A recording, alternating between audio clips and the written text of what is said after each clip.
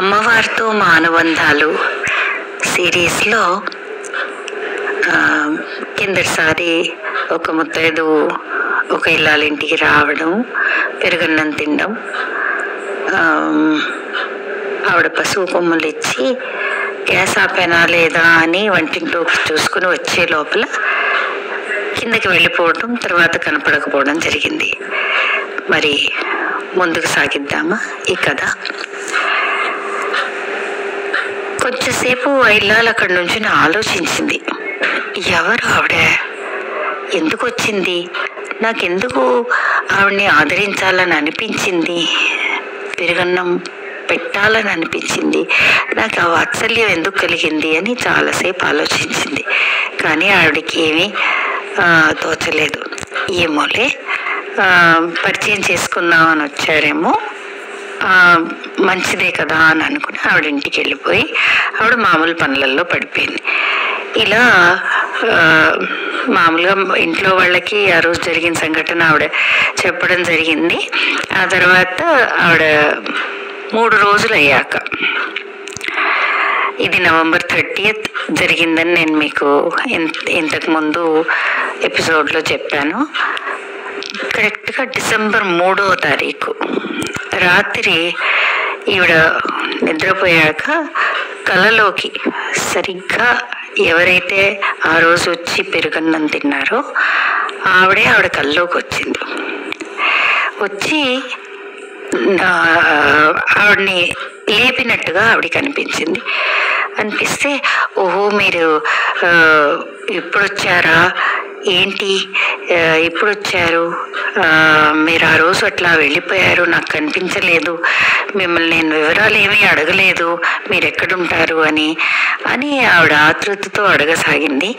అప్పుడు ఆవిడ ఒక చిరునవ్వుతో, నేను చూపిస్తాను రా, నేను ఎక్కడుంటానో నీకు చూపిస్తాను అన్నారు.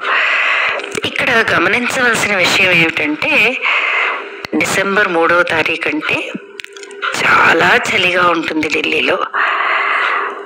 అసలు మనం స్వెట్టర్లు వేసుకుని రగ్గులు రసాయిలు కప్పుకున్నా కానీ చలి ఆగదు, అంత చలిగా ఉంటుంది. అంత చలిలో నువ్వు రా అని అనగానే ఆవిడ మంచం మించి లేచేసి ఆవిడ ముందు నడుస్తుంటే ఆవిడ వెంట వెళ్ళిపోయారు. ఏం ఆలోచించకుండా ఇంటి తలుపు తీసి బయటికి వెళ్ళిపోయారు.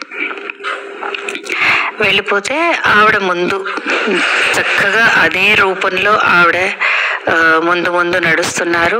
కాలికి చక్కటి పట్టీలు, చేతులకి గాజులు, చక్కగా ఇది వరకు మొహం ఎట్లా ఎంత మధురంగా ఎంత కళగా ఉందో అలాగే ఉంది.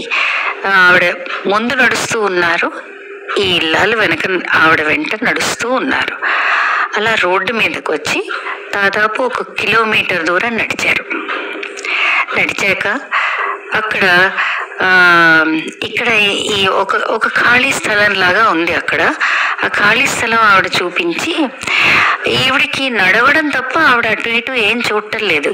ఇది అర్ధరాత్రి, కలలో అంటే అందరికీ అర్థమయ్యే ఉంటుంది. ఇది అర్ధరాత్రి, మంచి చలికాలము, పొగమంచు దట్టంగా చుట్టుకుని ఉంది, బాగా చలిగా ఉంది.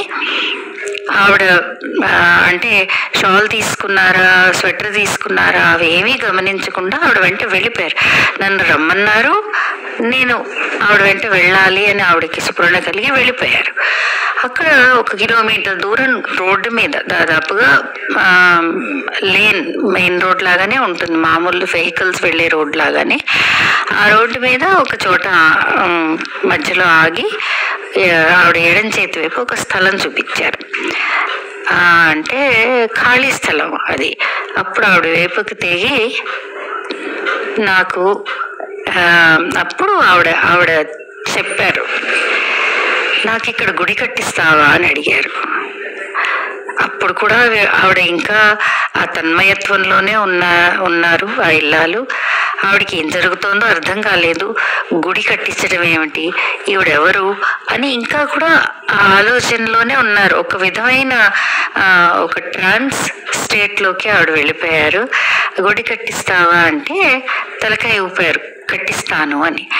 నువ్వు తప్పకుండా కట్టించాలి, ఈ స్థలం గుర్తుపెట్టుకో, ఇక్కడ నాకు నువ్వు గుడి కట్టించాలి అని చెప్పారు. అంటే ఆవిడ తలకాయ ఊపారు. తలకాయ ఊపంగానే ఆ స్థలం మొదటికి వెళ్ళి నేల మించి ఆకాశం వరకు ఒక జ్యోతిగా, అంటే ఒక దీపపు వెలుగు మనకి ఎలా కనిపిస్తుందో ఏ షేప్లో, అలా ఒక జ్యోతిగా ఆవిడ అదృశ్యం అవడం కనిపించారు. ఆవిడ ముత్తైదుగా కనిపించిన ఆవిడ మళ్ళీ నెక్స్ట్ ఆవిడ స్థలం చూపించగానే ఒక జ్యోతి స్వరూపిణిగా కనిపించారు. అప్పటిదాకా కూడా ఆవిడకి ఏమీ అర్థం కాలేదు. ఆ జ్యోతి స్వరూపిణిగా కనిపించి ఆవిడ అదృశ్యమైపోయారు. అప్పుడు రోడ్డు మధ్యలో ఆవిడ ఉన్నప్పుడు అప్పుడు ఆవిడ స్పృహలోకి వచ్చారు. వచ్చి చుట్టూ చూస్తే ఎవరూ లేరు, నిర్మానుష్యం, అర్ధరాత్రి, చలి, విపరీతమైన చలి. ఆవిడ షాల్ కానీ స్వెట్టర్ కానీ ఏమీ తీసుకోలేదు, ఆఖరికి చెప్పులు కూడా వేసుకోలేదు ఆవిడ. అట్లాగే అట్లా కాళ్ళతో నడిచి ఆవిడ వెంట వచ్చేసారు. ఆవిడ ఇది చూపించాక అప్పుడు ఆవిడ స్పృహకు వచ్చి నేను అసలు ఇక్కడ ఎందుకున్నాను, ఎందుకు వచ్చాను అని ఆవిడకి ఒక్క నిమిషం ఏమీ అర్థం కాలేదు, ఏమీ గుర్తుకు రాలేదు కూడా. అట్లా ఆవిడ మళ్ళీ వెనక్కి తిరిగి ఆ సెల్లో అట్టగే పౌటి కప్పుకుని గబువా వెనక్కి తిరిగి ఇంటికి వెళ్ళిపోయారు. ఇంటికి వెళ్ళి మామూలుగా పడుకున్నారు. పడుకుని తెల్లారి లేచేసరికి ఆవిడకు ఒక ఆలోచన, ఏంటి ఇంత ఇటువంటి కళ వచ్చింది అని ఆవిడ ఆనందపడడంతో ఆశ్చర్యంగా కూడా అనిపించింది ఆవిడకి. ఇది కల్లో నేను ఇట్లా వెళ్ళాను, ఇట్లా జరిగింది, ఆవిడ నేను అమ్మవారి స్వరూపం అని ఒక ఇండికేట్ చేయటం, తర్వాత జ్యోతి స్వరూపిణిగా ఆలోచించండి మీరందరూ, భూమి నుంచి ఆకాశం దాకా ఆవిడ జ్యోతిలా కనిపించి ఉంటారంటే ఆ వెలుగు ఎక్కడ దాకా కనిపించి ఉంటుందో అది ఆ పుణ్యాత్మురా ఆవిడకే తెలియాలి. మనం ఓన్లీ ఒక దీన్ని ఊహించగలం అంతే, మనసులో ప్రార్థించగలం. అప్పుడు తెల్లారు లేచాక ఆవిడ ఆలోచించుకుని ఇదంతా జరిగిందా, నాకు కళ ఏంటి, ఇటువంటి కళ వచ్చింది అని వాళ్ళ కుటుంబ సభ్యులకి చెప్పడం జరిగింది. అంటే అంతకుముందే ఆవిడ ఇంటికి వచ్చి రావడము, పెరుగన్నం తినటము, ఆవిడ తర్వాత కనిపించకపోవడం, ఇవన్నీ వాళ్ళ ఫ్యామిలీ మెంబర్స్కి అందరికీ చెప్పడం జరిగింది. ఈ సంఘటన, ఈ కళ వచ్చాక కూడా ఫ్యామిలీ మెంబర్స్కి చెప్పడం జరిగింది. వాళ్ళు కూడా కించిత్ ఆశ్చర్యపోతూ ఇది కళేనేమో అని ఒకళ్ళు, నిజంగా మరి రెండోసారి అదే రూపంలో ఎందుకు కనిపించారని ఒకళ్ళు, ఇలా రకరకాలుగా వాళ్ళు మాట్లాడుకుంటూ ఆ ఇంటి గల యజమాని ఆవిడ భర్త అన్నారట, అసలు ఇంత మనం ఎందుకు ఆలోచిస్తున్నామో, ఇంత మల్లగుల్లాలు పడ్డం ఎందుకు, నీ గుర్తుందా నువ్వు ఏ దారిన వెళ్ళావో అని అడిగారట. వెళ్ళారు అని అనుకుని, అంటే ఆవిడ నాకు గుర్తుంది అందిట. ఆవిడ గుర్తుంటే అయితే మాకు చూపించు ఆ స్థలము, అక్కడ ఏమన్నా మనకి తెలుస్తుందేమో అన్నాను.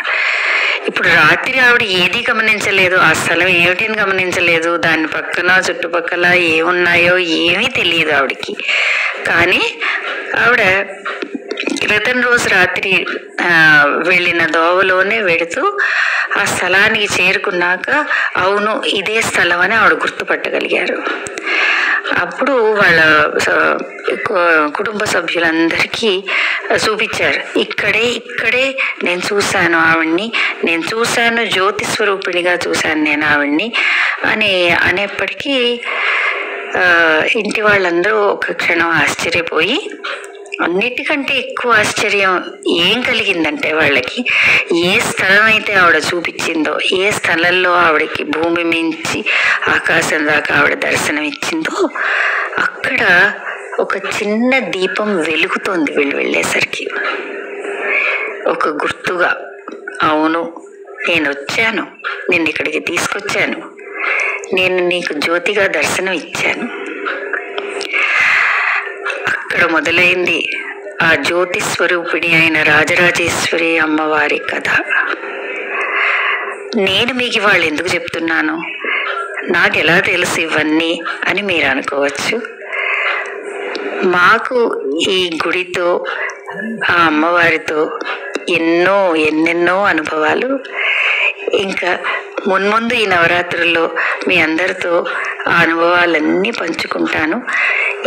ఇది ఇప్పటి వరకు ఆవిడ అసలు ఎలా ఆవిర్భవించింది, అక్కడ గుడి కట్టమని ఆవిడ ఎలా అడిగింది, ఆ గుడితో మాకు ఎలా సంబంధం ఏర్పడింది అంటే, జనక్పురి అంటే దాదాపు అక్కడికి మేము ఒక 20 కిలోమీటర్ల దూరం ఒక వేరే కాలనీలో ఉండేవాళ్ళం.